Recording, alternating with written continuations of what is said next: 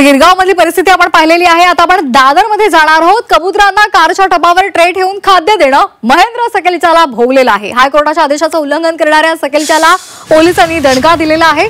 Mahendra सकेलच्याची car पोलिसांनी जप्त केली आहे। तसंच शिवाजी पार्क पोलीस ठाण्यामध्ये सकेलच्यावर गुन्हा दाखल करण्यात आलाय। तसंच त्याला पोलिसांनी नोटीस सुद्धा बजावली आहे। दरम्यान आज सकाळपासूनच कबूतरखाना परिसरामध्ये पोलिसांनी कडेकोट बंदोबस्त ठेवलेला आहे।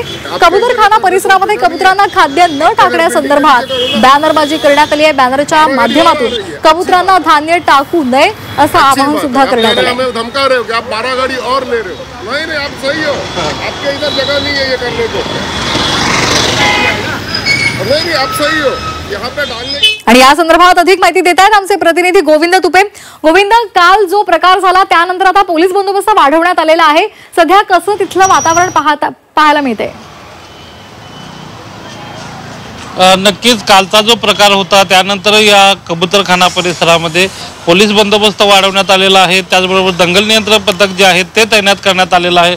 आपण जर माझ्या उजव्या साईडला बघत असाल तर हा कबूतरखान्याचा परिसर आहे आणि याच कबूतरखान्याच्या परिसरामध्ये मोठ्या प्रमाणात बॅनरबाजीही करण्यात आलेली आहे। आणि सगळ्यात महत्त्वाचा एक जो दादर कबूतरखाना जो ट्रस्ट आहे त्याने एक जो महत्त्वाचा जो बॅनर लावलेला आहे तो अत्यंत महत्त्वाचा याच्यासाठी आहे की त्याच्यावर असं नमूद करण्यात आलेलं आहे की 8 तारखेला दादर कबूतरखाना यांच्या वतीनं मुंबई महापालिकेकडे ईमेलद्वारे एक अर्ज करण्यात आलेला होता आणि कबूतरांना सकाळी 6 ते 8 या वेळेत जे खाद्यपदार्थ आहेत ते टाकण्याची परवानगी द्यावी आणि त्याला या ठिकाणी महापालिकेच्या अधिकाऱ्यांनी सकारात्मक प्रतिसाद दिला असल्याचं या ठिकाणी या दादर कबूतरखाना ट्रस्ट यांनी लावलेल्या बॅनरवर नमूद करण्यात आलेलं आहे। परंतु जोपर्यंत कोर्टाचे आणि लेखी आदेश येत नाहीयेत तोपर्यंत कुणीही कबूतरांना खाद्य टाकू नये असंही नमूद करण्यात आलेलं आहे। परंतु सगळ्यात महत्त्वाचा जो मुद्दा हाच येतो की मागची जी सुनावणी झाली होती मागच्या आठवड्यामध्ये त्यावेळेला ही जे कबूतरप्रेमी आहेत किंवा हे सगळे बाकीचे जे आहेत त्यांनी कोर्टाला विनंती केली होती की किमान 1 तास तरी कबूतरांना खाद्य टाकण्यासाठी परवानगी मिळावी।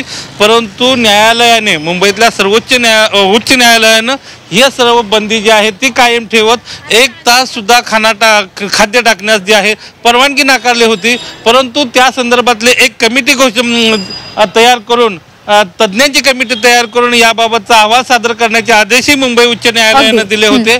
आता या संबंधातली जी सुनावणी आहे ती उद्या होणार आहे। परंतु हा जो बॅनर आहे तो याच्यासाठी महत्त्वाचा आहे कारण का मुंबई महापालिकेनं सकारात्मक प्रतिसाद दिलेला आहे कबूतरांना 2 तास खाद्यपदार्थ टाकण्यासाठी। अशा पद्धतीचा जो बॅनर आहे तो दादर कबूतरखाना ट्रस्ट यांच्याकडून लावण्यात आलेला आहे। त्यामुळे उद्या यामध्ये कुठल्या पद्धतीच्या घडामोडी होत आहेत, मुंबई महापालिका याला परवानगी देते का, कोर्टामध्ये या सगळ्यांच्या सुनावणीच्या अनुषंगाने काय होतं हे पाहावं लागेल। अगदी धन्यवाद गोविंद आपण दिलेल्या सविस्तर माहितीसाठी।